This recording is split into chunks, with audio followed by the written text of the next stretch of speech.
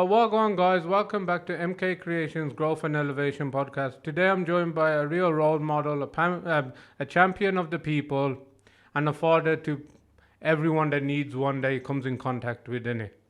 Right? It's Darryl Laycock. Welcome, G. You good? Yeah, man, good. Thanks for having me. Thanks for the joke. Thanks for the banter. Thanks for coming. Thanks for sorting out the location, the free food, and all half the stuff you packed in there already. You don't want a gangster's part of your life, any, right? And it's been covered by everyone that's probably had you on. So I want to look past that. So if any of you want to know about, Darryl growing up, being involved in Manchester's gang culture when he was called Gunchester, you're going to have to find it on someone else's video, innit? Because, fam, at this point, it's just disrespect to just keep bringing it up, innit? Because the amount you do now... Yeah, a lot of people focus on the negative stuff because you know what it is? Because bad news sells, doesn't it? Good news is supposed to inspire, whereas bad news sells and people just think about views and selling the souls and all that. Yeah, but this is what I'm saying. The amount you do now... It's a lifetime's of work anyways, and what you achieve now, I'd rather focus on that. Because all that gangster stuff ain't nothing new. Right? So, yeah, going straight into the questions, let's start with gun number 6. What is the process of being in a documentary like, as in, the logistics of it? The logistics? Traveling, being on time, all the extra takes. I've got OCD, so I'm always early, so that's not a problem. But the process of getting involved in gun number 6, I was contacted by a producer. I wasn't even contacted by the people that do the researchers. I was contacted by the producer. I went and met a couple of producers and they asked me would I get involved and stuff like that. Obviously gun number 6 based in Birmingham, and it's about a gun that's still out in circulation. 11 people are doing sentences for it. It's killed at least one person. No, it's killed more than one person actually. I can't even think straight. I watched that when it first came out, so I can't remember half of it. So yeah, gun number 6. It navigates the journey of a gun, how it keeps getting recycled, getting passed from pillar to post, and it's getting used and used again, and they don't get rid of it. So the logistics of it was a Birmingham-based gun. All the crimes were committed within the West Midlands, but it wasn't all filmed in Birmingham. Some of it was filmed in London. So my stuff that I filmed in Birmingham and I filmed in London. So the logistics. We was giving hotels and things like that. We was there prior to it happening. Okay. So what's the hardest part about being in a documentary? What's the hardest part? The hardest part is reliving your past and your trauma and what you've gone through in life. Obviously you see me breaking down on the thing, reliving when my best mate got murdered. So that was most of the hardest thing. And also talking about what happened to my mum and my dad beating up my mum and things like that. I'm not having a mum no more, so as my mum passed in 2015, so that's most of the hardest thing for me. I'm not saying it's the same for everybody. No, I hear that. Sorry again for your loss. So fam, that part where you said, you're shocked that the girl didn't go on a date with you again after, you jumping in front of her, shielding her so she don't get peppered when mans were shooting at you, right? What made you say that? Because everyone out, fam, listen, I burst out laughing. I had to do fake gunshots at my house when I saw that, bro. Bah, bah. The fucking jokes. But what made you say that? Because I just kept it real, innit? I just kept it real. Because you know what? At the end, I felt bad because so many people lost their kids because of that gun.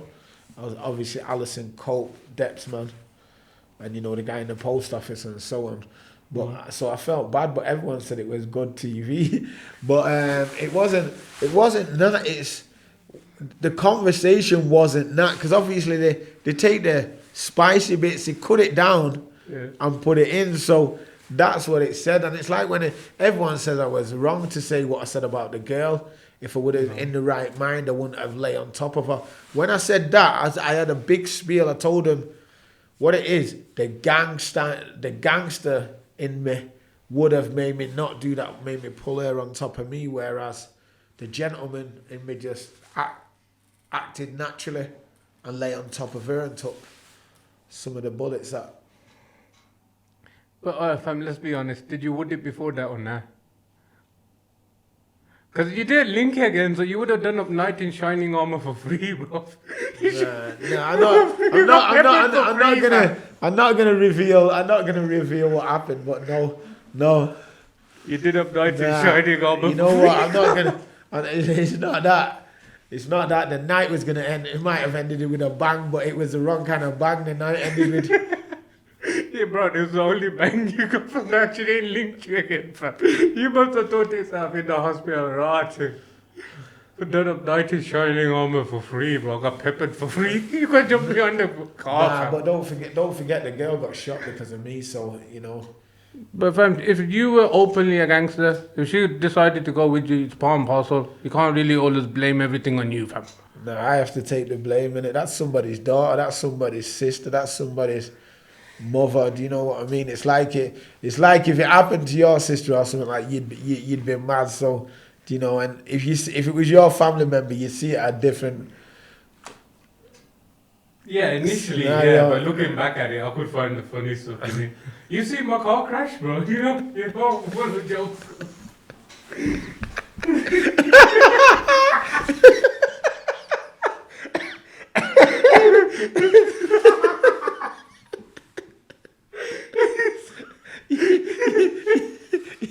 You need to delete that out of your phone. No, I might even put it up on this thing, you know. I'm waiting for the claim to be settled. The claim? That's getting dashed out of court. That's getting dashed out of the insurance office, never mind. Oh, bro, I might put it in this, I don't know. So, fam, you know, safeguarding. How did you get into being a safeguard? You know what? I went into the safeguarding industry. It wasn't about safeguarding, to be honest, but I went in, when I come out of jail, I wasn't allowed in Manchester, and I started volunteering with an organisation called Cells. For those who don't know you, we used to go around schools with a mock prison cell to tell kids what it's really like about being a criminal, what you go through and how it is in jail. And from there, I always seen kids that are suffering, seeing what I seen, domestic abuse and stuff like that. And so it was all about safeguarding them and making sure they're safe each and every time that I work with them. So obviously I have to take them to a safe place, speak to them respectfully and be honest with them, and it's just gone from there. So I do safeguarding training, I deliver my own safeguarding training, I do a lot of safeguarding, security support work, mentoring, safeguarding, you name it, I do it when it comes to safeguarding. It's all about making sure our kids are safe and they're not struggling mentally, physically, or, you know, so on. So what's the biggest challenges of safeguarding for you? What's the biggest challenges of safeguarding? The biggest challenge is safeguarding, obviously. When you're a safeguarding professional, you have to point out the rules of safeguarding. If there's a risk of life or a risk of danger or harm to somebody, you have to report it. You don't necessarily have to report it to the police, you have to report it to, it goes through stages, so whoever hired you to do that piece of work, or a social worker or probation or such and such. But the challenges in safeguarding, there's not enough people that do safeguard our kids. You know, a lot of people kind of like try to dot all the I's and cross the T's, and they miss a lot of stuff out. What are the main things that you see people missing out? Missing out, a lot of people, how can I put it, there's a lot of our kids are going through trauma, they've been through traumatic times and so on, and they're not getting the support and the counselling and the mentoring that expected, because people they talk about budget cuts and things like that, and it's nothing to do with budget cuts, because you know what, they can't find £200 a week to mentor our kids or counsel our kids, but they can find £8,000 a week to keep one of them in a secure unit. Do you know? Because crime, as you know, crime is a business. Do you know? People make money off this thing. You know, it's not the criminals that make money. Government make money. You know, these big organisations that the sofas built in jail, slave labour and so on. So they go on about there's not enough money to safeguard our kids or budget for this. But we always find, we can't find £100,000 to build a little unit for kids to go there, like a youth hub, a youth network or something. But we can find £400,000 a year to send our kids to a secure unit.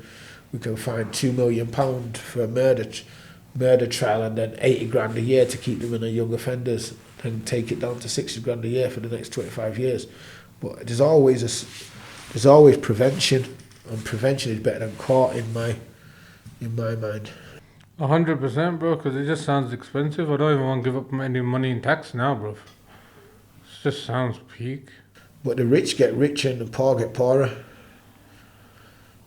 Because, you know, a lot of the jail system, it's run by privatised companies now, isn't it? Yeah. And a lot of these MPs and all that are major shareholders in this company, these companies. That's true. So, for the people watching that want to get into safeguarding, what advice do you have for them? Don't do it. No, I'm only joking. Do it because you want to make a difference. Don't think you're going to make a lot of money out of it, because you're not. Because like I said, everyone talks about budget cuts and so on. A lot of the time I go to do work with a kid and I'm either covering the cost myself, or I've got some beneficiaries that do help me out. Obviously the Twinzz, Atticus, Base Security, Skills Max, Brink Productions, Cells. You know, they make sure that I can go and do what I do, but a lot of the time they don't know about the kids that I'm working with, because obviously parents don't want people to know about working with their kids, because they don't want their child to be labelled the problem child. Oh, bro, so let's talk about mental health. What are the signs of someone what are the signs that someone is in a bad mental space?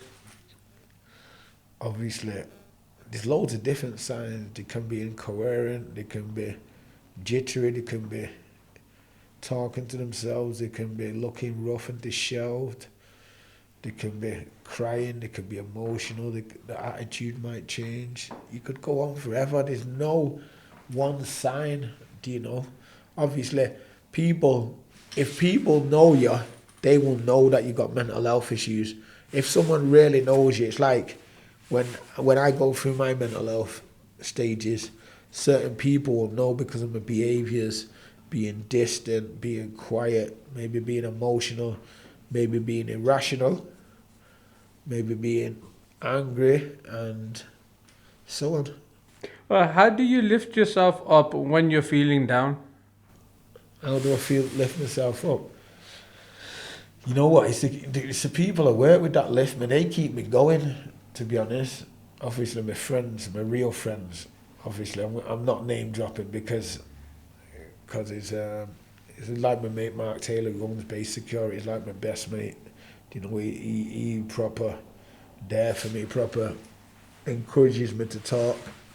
Do you know, because I kind of like shut myself away from people, because I've got this, it might be paranoia, but it might not be. I think to myself, a lot of people would like to see Darryl being down because of the stuff that he's done in the past. Darryl is calmer and things like that, so I try not to let everybody know, let it show, but I do talk about it on social media because I'm not ashamed of it. We all suffer mental health in our lives.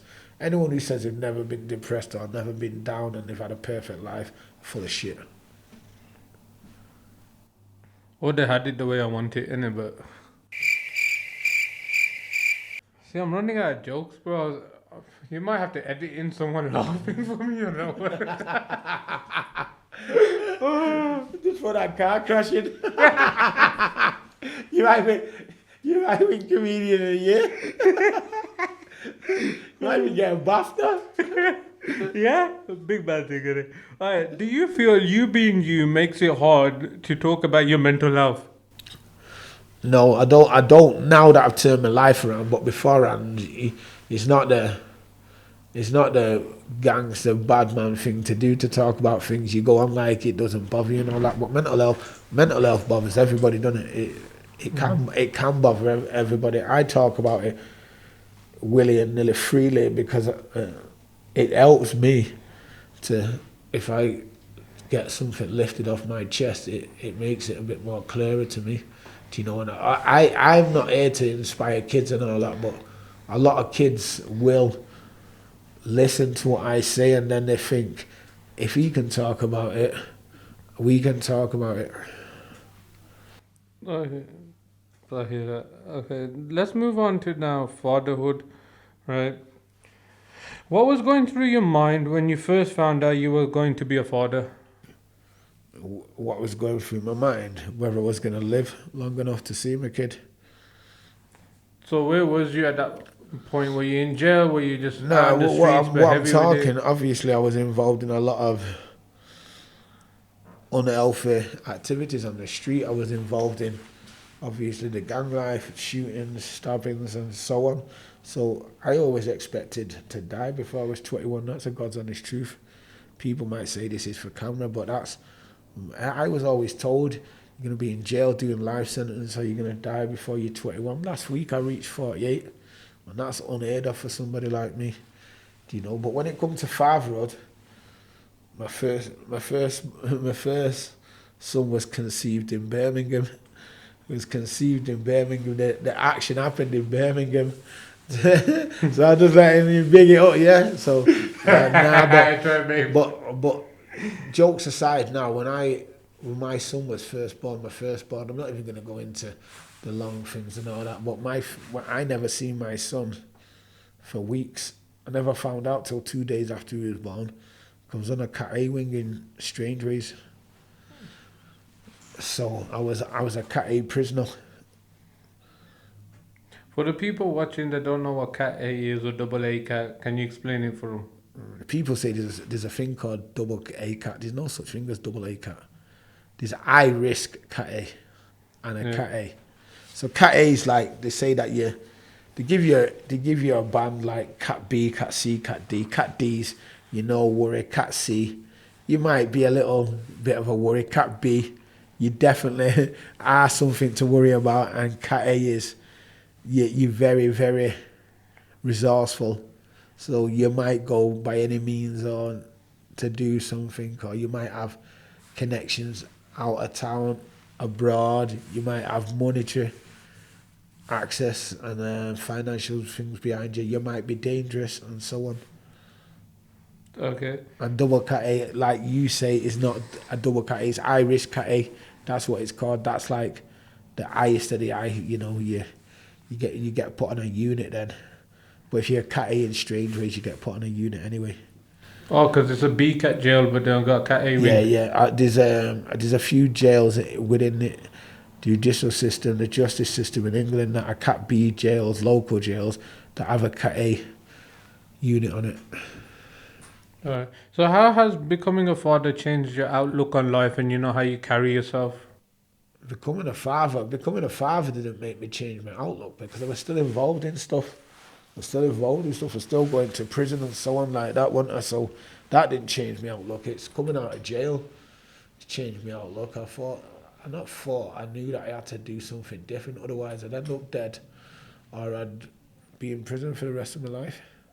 Now that you're a father, how do you feel it's best to fix the stress and anxiety you caused the people that loved you from you being involved in the roads, whether it be your mom, rest in peace, or whether it be some friends looking out for you, you know what I mean?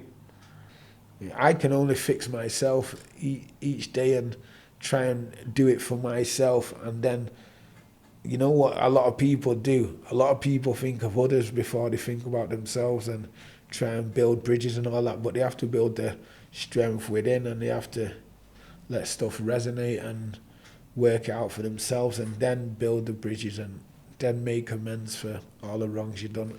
I put my mum in so much stress you wouldn't believe. My mum used to say, the only time I can sleep, Darryl, is when you're in jail, because I know you can't be killed. But you can't be killed in jail, but it used to be a bit easier for my mum to sleep.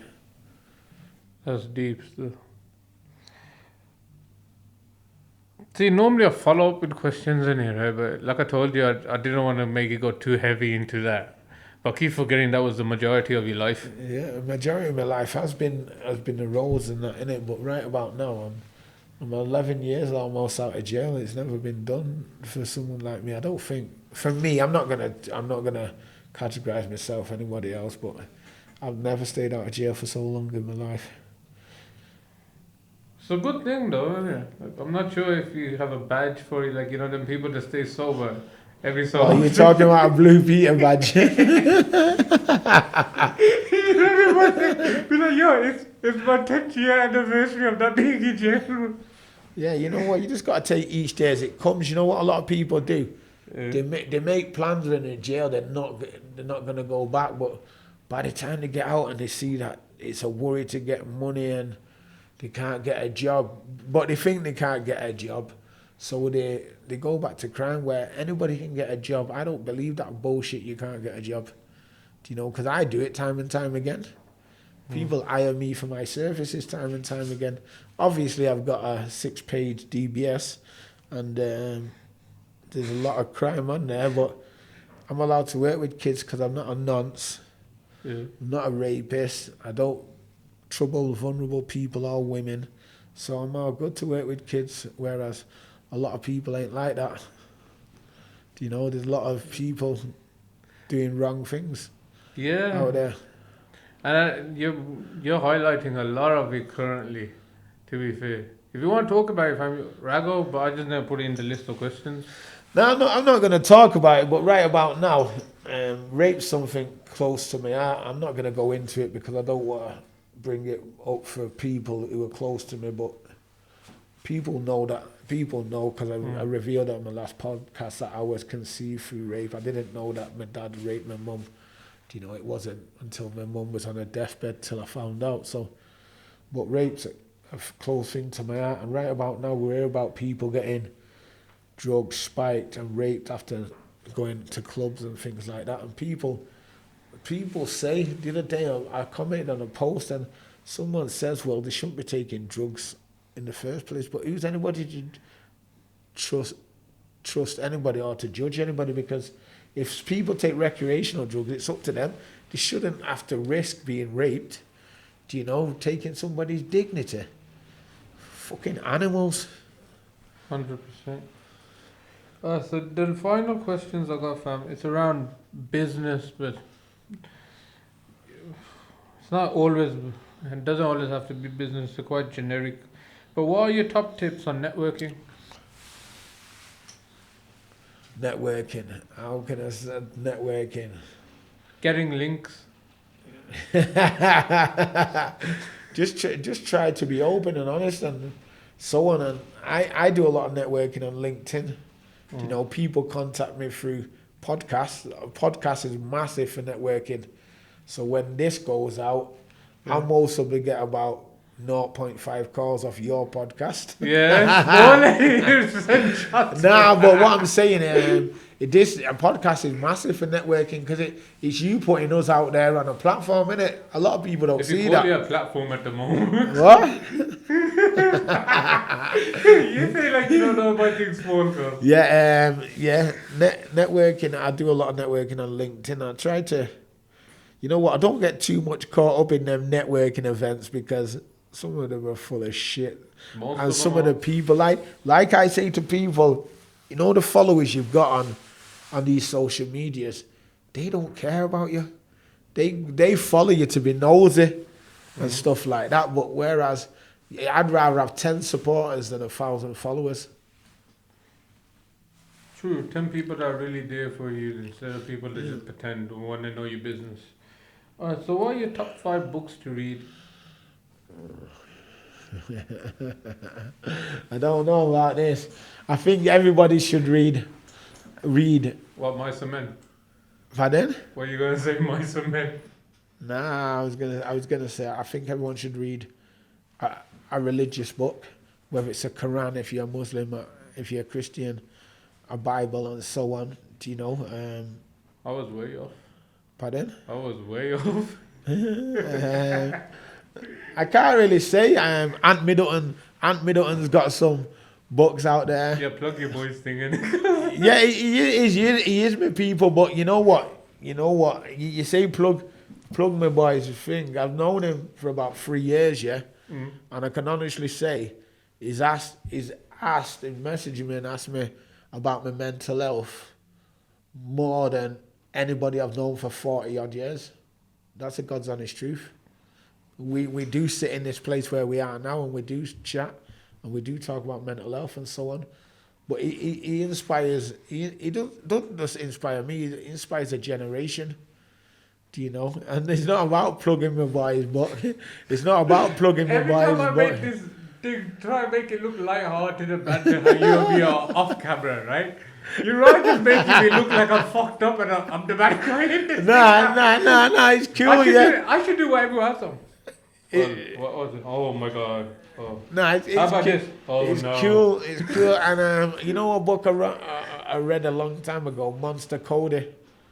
Oh yeah, that crip in it from Los Angeles. Yeah, I read that years ago. That's a good book.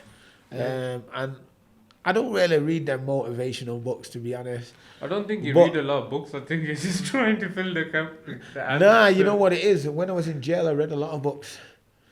But I didn't read the kind of motivational books. When you're in jail, you read crime books, don't you? I don't know, bro. I ain't done birds. You know? Yeah, so yeah. I can only tell you about the visiting room. I can't tell you about like. Yeah, but I'm working with Steve Rafe on a book. It's come to a halt for a bit, mostly because it's my fault. But it's going to be out there soon. It's going to be out there.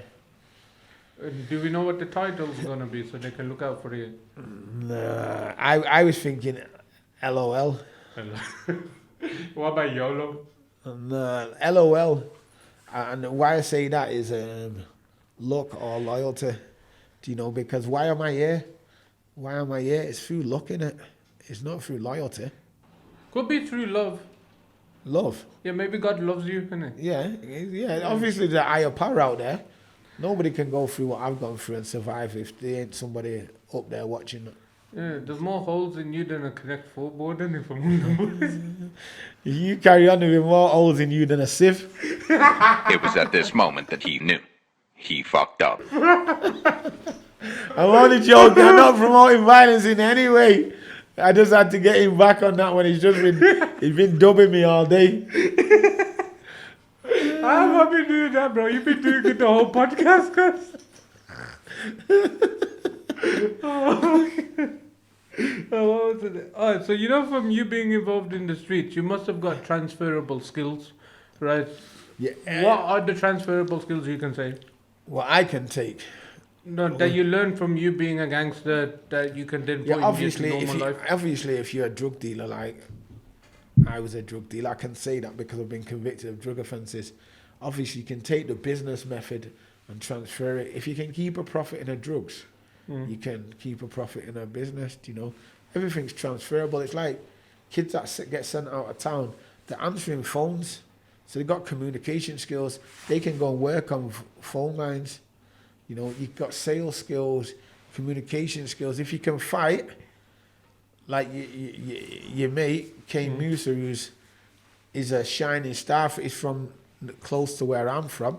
Do you know what I mean? He's took his fighting skills and he's gone and trained himself and made himself a public figure because he can fight.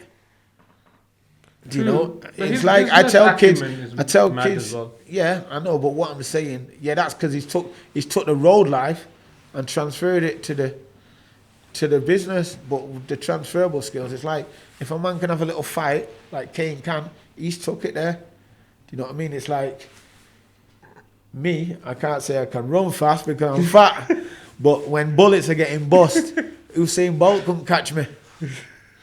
Do you know? But, you know, everything's transferable, innit? But they catch you, they just don't do damage when they catch you. Nah, but don't forget, there's loads of times that I've not been hit. I don't know about them, but you said 27, 28 times. That's on It's one cold. occasion. That's on one occasion. Unlucky occasion. But I survived, innit? I'm here to tell the tale. Not many people would have survived that. 100%. 100%. See what I mean though? Like, I'm trying to keep it light-hearted and it's changed the vibe. It's throwing man off, so I'm looking booky now.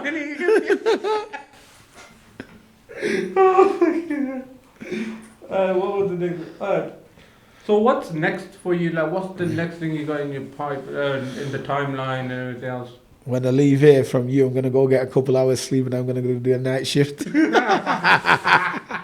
No, I was saying that, alright, you got the book thing going. We got the book you got thing. collabs. We got the book thing. We got my own podcast starting. You know that I work in a young offenders institute. So we're gonna be doing podcasts with somebody else inside the prison. It's never been done before. I've got a video that I'm trying to release about prison. Yeah. There's just some difficulties at the moment. Not difficulties. Legalities. Not legalities. We just need some consent from somebody. Yeah, that's legalities, bro. No consent. It's a parent's consent. It's not legal, is it? It's still a legal thing. You need legal consent for them to. It comes with the legalities, man. Don't try going like you. Don't try you going like you, Brainy. Don't try you going, Brainy. Do you know? We got some other videos coming out. I don't know. We might do. There might be some TV work in the pipeline. That's sick. Have you ever thought about, like, you know, one of these people that you're safeguarding at the moment? Do you ever think of giving them like an apprenticeship with all the places you're getting now and all the avenues, right? I'm sure you could eventually take one of them kids and put them in a position where if they applied themselves, they're going far. Because you're like a gatekeeper now, you get me? Yeah, there's a guy that I was working with in the young offenders, and he's out now, so I'm hoping to have him come aboard and join. There's actually two guys, there's two guys.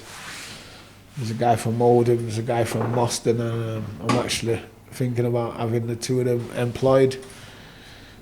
But what would it be, like a full apprenticeship, or would it be a job where they can progress? I don't know if it'll be an apprenticeship, to be honest. I don't know, because obviously it's all about funding, and obviously apprenticeship you have to work with colleges and things like that, and I'm one of them guys that I can't be told what to do. Do you know?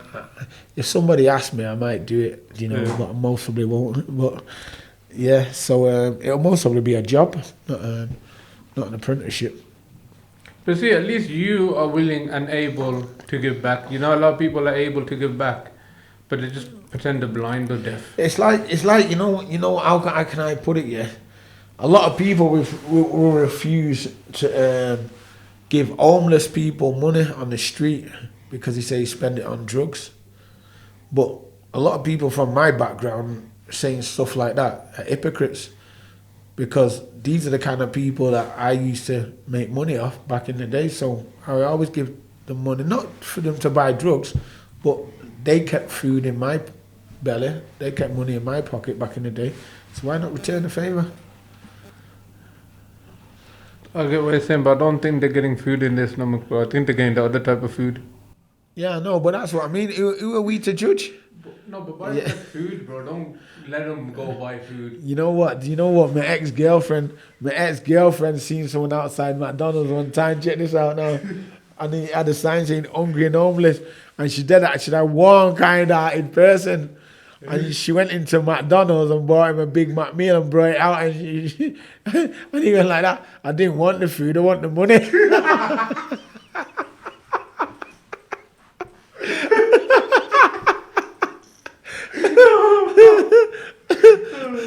We're hungry and homeless, innit? You know. Yeah, it's hungry for food. We got a bad homeless position in this place, in this country. You know, there's no reason for so many people to be out on the streets.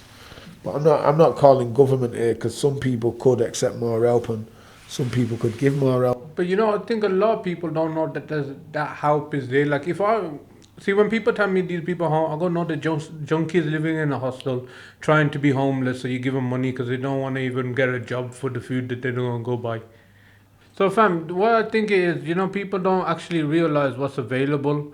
Like, say now, if you go to any government building and tell them you're homeless, they will put you in emergency housing. It might be a shared accommodation, it might be a hostel, it might be a hotel if they run out of spaces.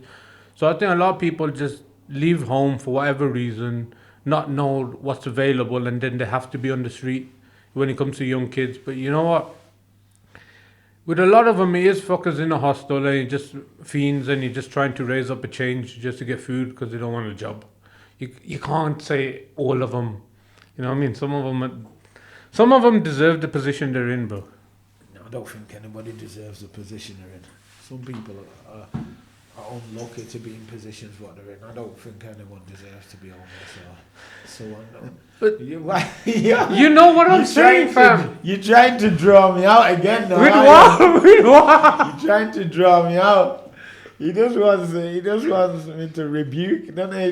Rebuke what? He just wants me to rebel and try and go back at you, don't you? Nah, because the ones that work with you, the most views is when everyone goes, how about this? Oh my God. Oh, wow. You're lucky you survived it. Oh my God, it's a miracle. You know them ones? Yeah, The ones that just glorify all the badness. I'm just thinking, bro, I'm trying to have banter. It's just not working the same.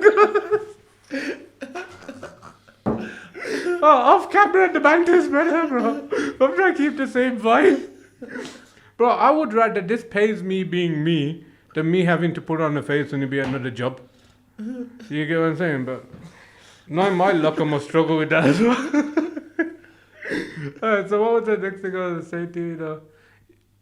Yeah, so besides what you said, what is actually next for you? The next move that you're planning to get? Is it the podcast or is it the book coming first? Or I think it's going to be the podcast because I've got some good guests. I've got some good guests that are going to be interviewed, so I'm going to do that. I've had the equipment for years, it's just there in boxes doing nothing, so... You sure it's not outdated? No. I'm looking at your stuff now, it's not...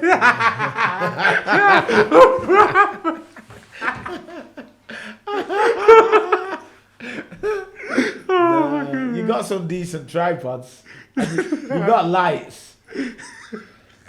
You know what? I don't know if you know how to work it, but... You know I don't? That's why I have a cameraman. I don't know if he knows how to do it. He looks as lost as me and you. I think he's on his phone checking how to work it on YouTube. This is where the camera smells like that. Bro, I swear one of them still did do it. He's telling me it's fine. I'm saying, bro, no wonder one of mine's gone fucked up in it. It's either I do it myself and it fucked up, or whoever beats the... I don't know, bro. I should call it Ghetto Cast. That way, if anything fucks up, I go, yo, it's part of the theme. I'll try and make it look like I did it on purpose. But you know what? That's why my podcast's going to be different. I'm not going to say it's going to be better than anybody's. Because I don't think that you wiping down the track, Giddy, yeah? I knew that. But yeah, you know what it is? My podcast is not going to be edited so much. It's going to be real and raw, do you know what I mean? Leave the fuck-ups in there. Leave the mistakes in there. Unless you're slating somebody or slagging somebody. Or even some of that might get left in there as well. But what I'm saying is, I think things are like edited too much like TV programs. But it's because they have to sell a product, so they have to meet guidelines. Like, oh, this part doesn't add up. We have to take it, you know what I mean? Yeah, but I'm not selling nothing and I'm not doing it for monetary value, so I'm not asked. Do you want the same cameraman? He looks shook now. he looks like, he's looking at me like, Darryl, you just fucked up my wage. We should put a camera on him too, bro. It would have been good. That's what I say, the camera should just turn on. You have to get another camera and put it over there. Bro, you think that's bad? He's got another 2 in the bag. We just never set it up. But he's a cameraman and look, what is he doing? He's on YouTube.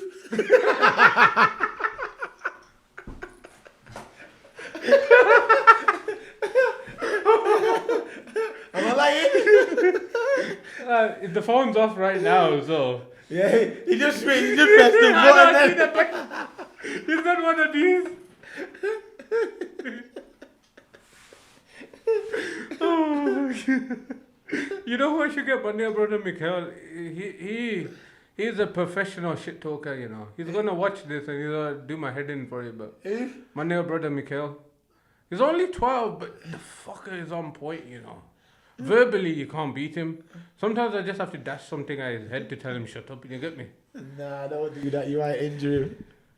You're gonna be Bro, doing. it'll be good if he loses a couple of brain cells. It'll be good for me, bro. You're gonna be doing that to the cameraman, aren't you? Busted chaplika.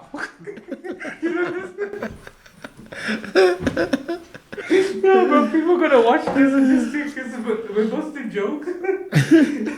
Oh, fucking hell. Yeah, so you know the final thing to wrap up with it, right? For all the people watching, what's the best way for them to contact you and stay up to date with the latest from you? Obviously, I've got a website, darryllaycock.co.uk, pain2purpose.co.uk, and you can get my emails. You can get my email address through that, basically. Yeah, that's it. That's how they can contact me. You want me to give them my number? No, I was gonna say your Instagram in here, right? You're vocal on there. No, just email. They can get my Instagram link from there.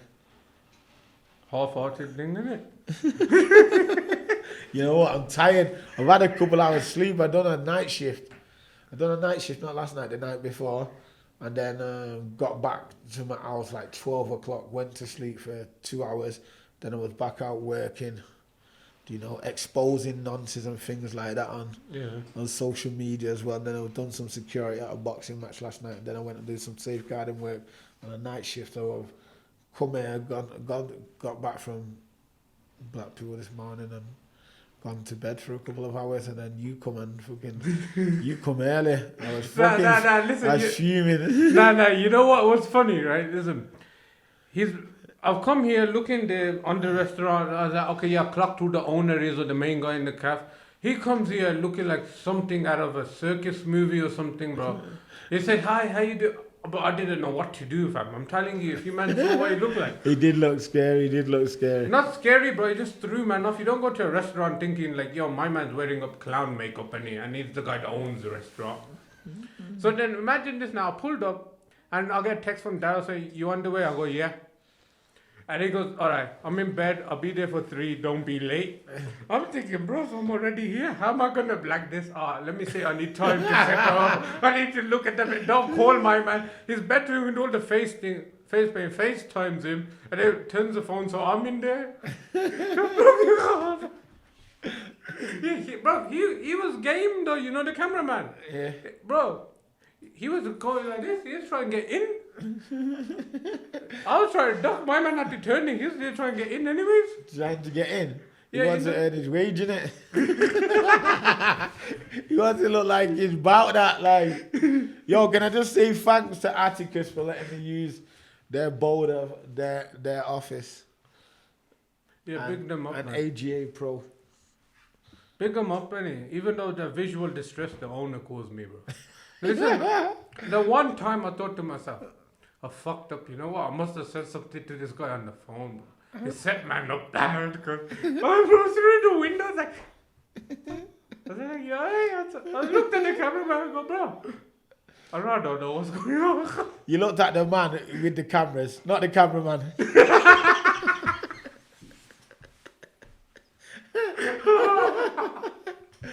Yo, my man's gonna take all this out, innit? He's gonna edit it all out. You don't fake till it's I want it in there, bro. Like ghetto cast, proper shit. You get me? Oh, bro, I just wish, you know what? We had a couple of other people here, so I could say the stories with them. Cause I told you half these stories already. They're funny, bro. You can't make this shit up. He's hiding his phone now, isn't he? Look. Did you see? You know what? You need to invite me and him on your podcast. Fuck all the growth and whatever. What's he gonna do? Talk shit as well? He's not gonna be a cameraman. He's not even gonna be the man with the cameras. He'll just be talking shit like us, and he was cussing me downstairs too. He can edit it.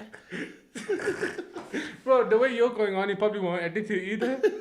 He's probably running into someone else, bro, for a little change to make you a drink, bro. Oh, he's done his work now. He's got you back in. I was already in, it was just like this. Oh, so now he can say he's a cameraman because he's focused you in. But didn't even focus, my man focused himself out. But you know what, we're gonna need to end this because you need to get going in a bit as well. But actually, no, I need to say that again. It'll sound like I'm kicking you out. You told me when did this. He goes, oh, fine, it's probably fine. I've got work, haven't I? I've got work. I know it's safe. I'll see you guys next time. Darryl, anything you want to tell them? Nah, I respect you coming all this way and doing this, and obviously you're a man that's checked up on my mental health. Yeah. So I appreciate that. And Anytime, man. Look, because I found you were genuine from early that people saying it, but obviously I can't just pop up and say, hello, you want to be my friend? It's fucked, innit? You get what I'm saying? I know, but you fucking phone me more than my friends. But that's because of the banter and I'm the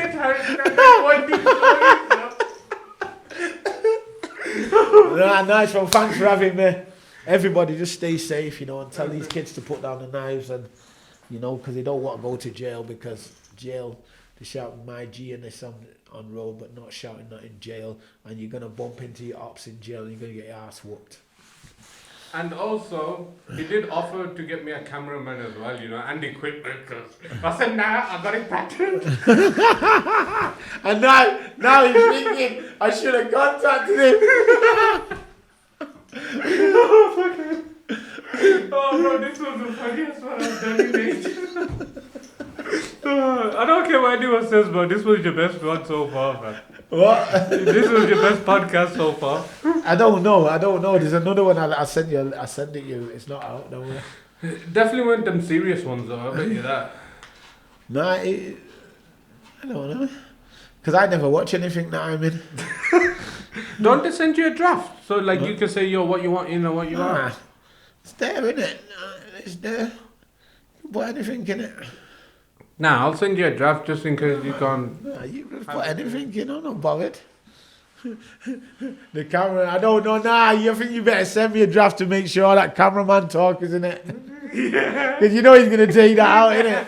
Nah, everything's going to be in this one, too. Everything, bro. Nah, nice one. Thanks, the man with the camera. Right. I couldn't even do this properly now, right? Alright, safe, just cut it off, bro.